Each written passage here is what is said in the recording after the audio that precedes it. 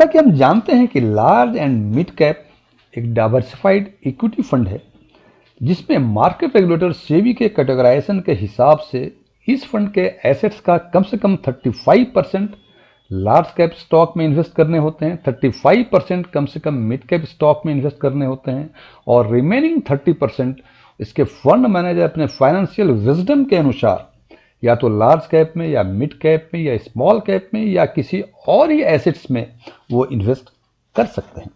चूंकि इस फंड में 35% लार्ज कैप और 35% मिड कैप में मैंडेटरी इतना कम से कम इन्वेस्ट करना पड़ता है, तो लार्ज कैप इस फंड को, इस स्कीम्स को एक स्टेबिलिटी देती है और मिड कैप जो है ये ग्रोथ को या रिटर्न को एक्सेलरेट करता है। सो इन दोनों फीचर्स के कारण ये कहा जाता है कि लार्ज एंड मिड कैप एक डाइवर्सिफाइड इक्विटी फंड है जो कि लॉन्ग टर्म हॉरिजन के इन्वेस्टर्स के लिए काफ़ी बेहतर है। और आज हम चर्चा करेंगे इसी सेगमेंट के एक स्कीम की, एक फंड की, जिसका नाम है quant large and mid cap fund.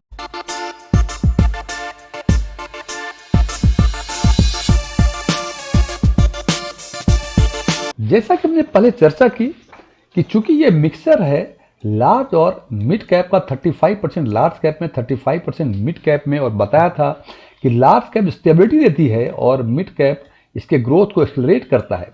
तो यदि ये पिछले मार्च 2014 से लेकर अक्टूबर 2013 तक का लार्ज कैप का ग्रोथ या रिटर्न, मिड कैप का रिटर्न और लार्ज एंड मिड कैप का मिक्सचर 35% लार्ज 35% मिड कैप, यदि इसका रिटर्न को देखें तो हमें ये समझ में आता है, जैसे हमने यहाँ दिखाया हुआ है कि 10,000 रुपये हमने मार्च 2014 में इन्वेस्ट किया होता Nifty 100 TRI, Nifty mid cap 150 TRI और Nifty large and mid cap 250 TRI. ये 100 टीआरआई ये रिप्रेजेंट करता है लार्ज कैप स्टॉक को, मिड कैप 150 रिप्रेजेंट करता है मिड कैप स्टॉक को, और ये Nifty large and mid cap ये उस सेगमेंट का, जिस सेगमेंट के बारे में चर्चा कर रहे हैं उसको रिप्रेजेंट करता है। और यदि इन तीनों ही सेगमेंट में हम आज से मार्च 2014 में 10,000 रुपये जमा किए होते तो आज के दिन में यदि हम निफ्टी 100 टीआरआई यानी लार्ज कैप का इंडेक्स में जमा किए होते तो ये करीब 41,000 के आसपास आज के दिन में हो जाता। यही यदि हम मिड कैप में किए होते तो ये करीब 79-80 हजार के आसपास आज का कॉर्पस हो जाता। लेकिन चूंकि हम चर्चा कर रहे हैं लार्ज एंड मिड कैप की, इसका मतलब 35% इसमें किया होता, 35% लार्ज कैप में किया होता, तो लार्ज एंड मिड कैप का जो रिटर्न है पिछले 10 साल के करीब करीब का, मार्च 2014 से लेकर अक्टूबर 2023 तक, तो ये करीब 58,000 या 56,000 के आसपास का रिटर्न होता है। इससे हम देखते हैं, इससे ये समझ में आता है कि निश्चित रूप से ये डाइवर्सिफाइड फंड है, mixture of large and mid cap. Large cap stability देती है जिसमें कि करीब 40,000-39,000 के आसपास आया, मिड कैप देता है जिसमें करीब 78-77,000 के आसपास का रिटर्न आया। ये ग्रोथ देता है, एक्सेलरेट करता है, और लार्ज कैप जो है ये इसको स्टेबिलिटी देता है। अब हम चर्चा करेंगे क्वांट के लार्ज एंड मिड कैप का। इस चर्चा में हम 2-3 चीजें देखेंगे। सबसे पहले हम देखेंगे यदि हम 1 साल पहले, 3 साल पहले, 5 साल पहले या 10 साल पहले इसमें 10,000 रुपये इन्वेस्ट किए होते तो इस फंड का कॉर्पस आज के दिन में क्या होता, या यदि यही 10,000 रुपये हम इनके बेंचमार्क में जो कि Nifty large and mid cap 250 TRI उसमें इन्वेस्ट किए होते तो उसका कॉर्पस क्या होता। और यदि सीएजीआर के टर्म्स में देखते तो हम देखेंगे, दोनों में कंपेयर करेंगे कि 1 ईयर, 3 ईयर, 5 ईयर, 10 ईयर्स का quant large and mid cap का सीएजीआर क्या था और इनका जो बेंचमार्क है Nifty large and mid cap 250 TRI उसका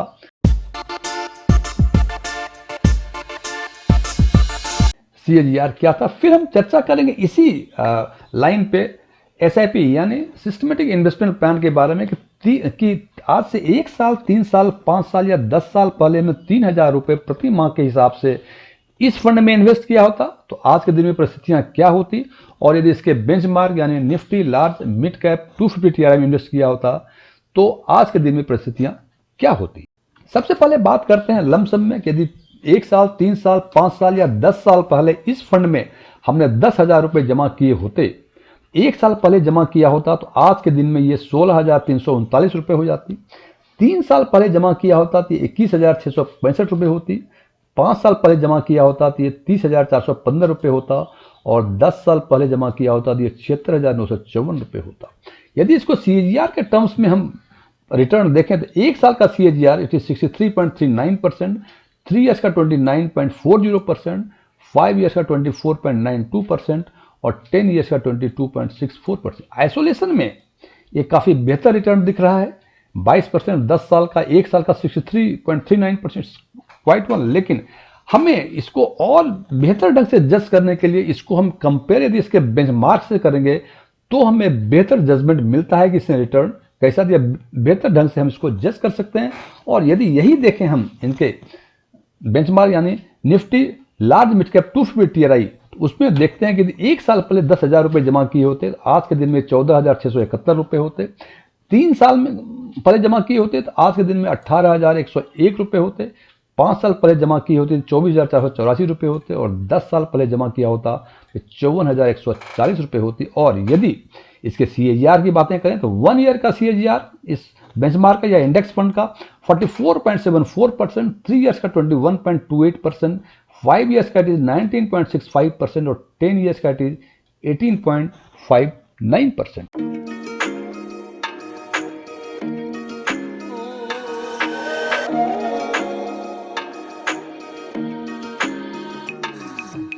अब बात करते हैं इसके सिस्टमेटिक इन्वेस्टमेंट यानी XIRR के टर्म्स में, और हम मान के चलते हैं कि यदि 1 साल, 3 साल, 5 साल और 10 साल पहले 3,000 रुपये quant large and mid cap में भी इन्वेस्ट किए होते या इनके बेंचमार्क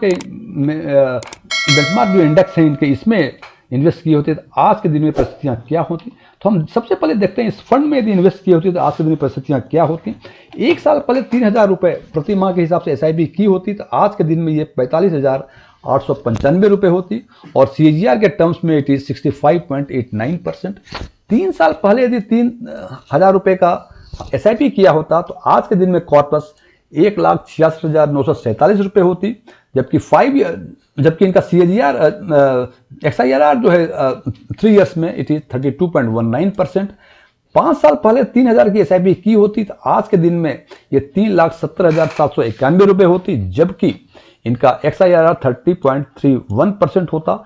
और 10 साल पहले यदि हमने 3,000 रुपये की SIP की होती तो आज के दिन में ये 10,78,297 रुपये होती, और XIRR के टर्म में इट इज 21.08%। अब यही 3,000 रुपये इनके इंडेक्स फंड में हम SIP की होती तो 1 साल में ये 41,860 रुपये होती, XIRR 38.87 होता। 3 साल में ये अमाउंट बढ़ के 1,49,130 रुपये होती, और इनका XIRR 23.69% होता। 5 ईयर्स में यह कॉर्पस 3,23,786 रुपये होती, जबकि इनका XIRR 24.62% होती, और 10 ईयर्स के केस में ये 9,12,963 रुपये होती, और XIRR के टर्म्स में ये 18.03% होता।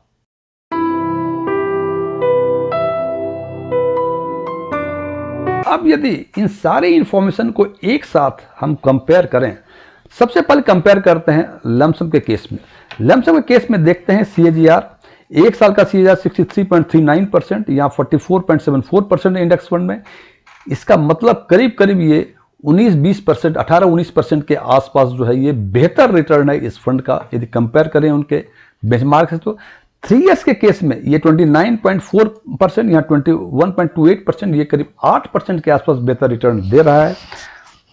5 ईयर्स में CAGR 24.92% इस फंड का है, जबकि इनके बेंचमार्क का है 19.65%, ये करीब 5% के आसपास एक्स्ट्रा एडिशनल रिटर्न दे रहा है over and above the benchmark return. और 10 ईयर्स में 22.64% और बेंचमार्क का 18.59%, ये भी करीब करीब 4% का 4% प्लस का एडिशनल रिटर्न दे रहा है over and above the benchmark return. और यदि हम यदि SIP के बातें करें जो कि बेहतर टूल है किसी फंड के रिटर्न को एवोल्यूएट करने का, तो 1 ईयर में देखते हैं XIRR जो है 65.89% है, जबकि इनका 38.87 है। जनाब ये देखें कितना का डिफरेंस, करीब 26-27% का आसपास का डिफरेंस है। 3 इयर्स में 32.19%, जबकि बेंचमार्क का 23.69% है, ये भी करीब 8.5-9% के आसपास का है। 5 इयर्स में 30.1%, 24.62%, ये भी करीब 5.5-6% के आसपास का है। और 10 इयर्स में 21.08%, यहाँ 18.03%, यहाँ भी करीब 3% के आसपास का एडिशनल ग्रोथ है over and above the benchmark, that is Nifty LMC 250 PRI। इन सब चीजों को एक साथ देखने से ये तो पता चलता है कि इंडेक्स फंड को यदि अकेले देखें तो इसके रिटर्न भी बेहतर है। बुरे रिटर्न है 18.59%, 10 ईयर का CAGR काफी बेहतर है। 18% XIR 10 साल का काफी बेहतर है। लेकिन ये फंड इस बेंचमार्क से भी बेहतर रिटर्न दे रहा है। तो निश्चित रूप से ये कह सकते हैं कि यदि आप लार्ज एंड मिड कैप में इन्वेस्टमेंट करना चाहते हैं तो आप quant large and mid cap में इन्वेस्टमेंट कर सकते हैं। ये बेहतर रेट देगा, काफी बेहतर रिटर्न देगा। लेकिन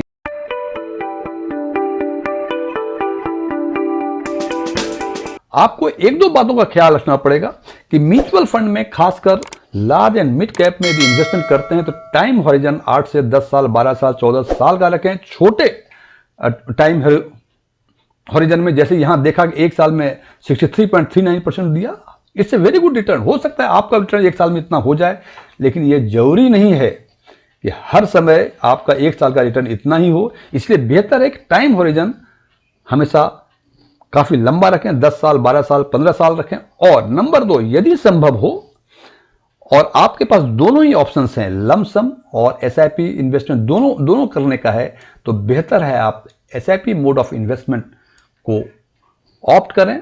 आपको बेहतर return with the come risk, आपको बेहतर रिटर्न मिलेंगे।